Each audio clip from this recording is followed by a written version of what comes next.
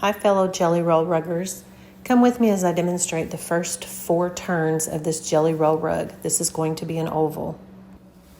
I'm starting this rug with an old-fashioned gather stitch. If you would like to learn how to do this, I have a full tutorial. It is on my YouTube and my TikTok channel, Broken Threads. This is the start of the first turn. I have just completed the ruffle gather or gather stitch. So what I'm doing here is I'm pulling it tight. And the object is to get the edge of this as flat as you can. So I'm kind of manipulating it here in my hand. And it's looking pretty good there. You see how that's turned up a little bit? I'm going to gather it just a little bit more.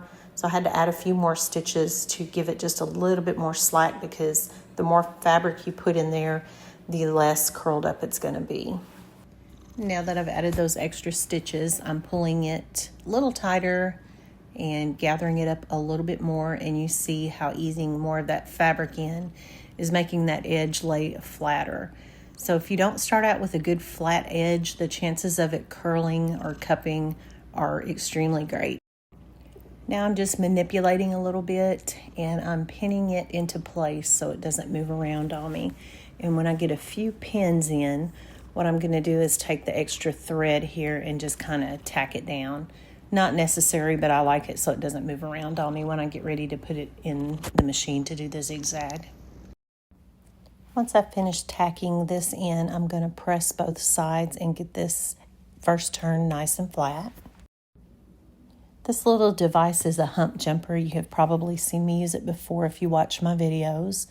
And what this does is if you put it under the edge of your foot here, when you put a bulky seam underneath it, sometimes the thread jams up and you just can't get it to advance. This lets you jump that little hump. Now I'm fast speeding down to turn number 2.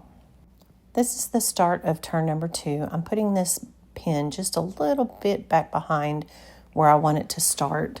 I am going to use the gather stitch again. You do not have to do this. You can kind of gather this by hand and scrunch it all together. I recommend putting pins in. I know there's another way to do this where you fold it, and I have done that in the past, and I can do a tutorial on that if you would like. Just leave a comment. So I sewed this about 4 inches.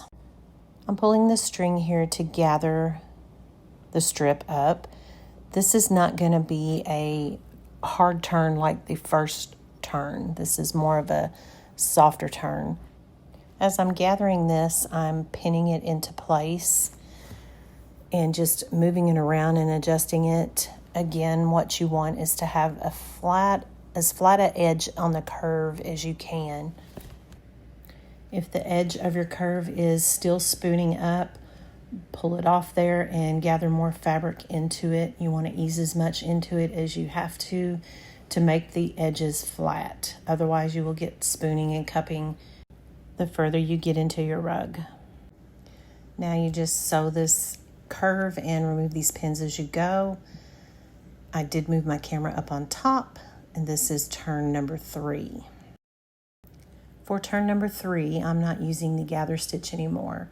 I'm going to start using pins and just gathering the strips up by hand. And again, the object, I can't stress enough, is to keep the edge of these strips flat.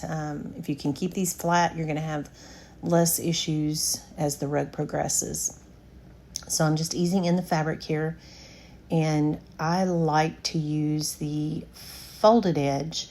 I think I've got arthritis in my hand and it really helps, and it gathers beautifully. I feel like if I use the other edge, it's got more fabric there and it's denser and thicker and harder to manipulate. This is where you would iron it if you needed to do that. Mine is sitting pretty flat, so I'm going to go ahead and finish this curve. As I'm sewing this curve, I am removing the pins and just being careful to keep that seam in between the zigzag. I'm checking on turn number 3 here. See, just a little bit. It would be fine if you didn't iron it, but I'm going to go ahead and hit it with this iron, and just to make sure it's nice and flat, make sure my stitches catch on the next round.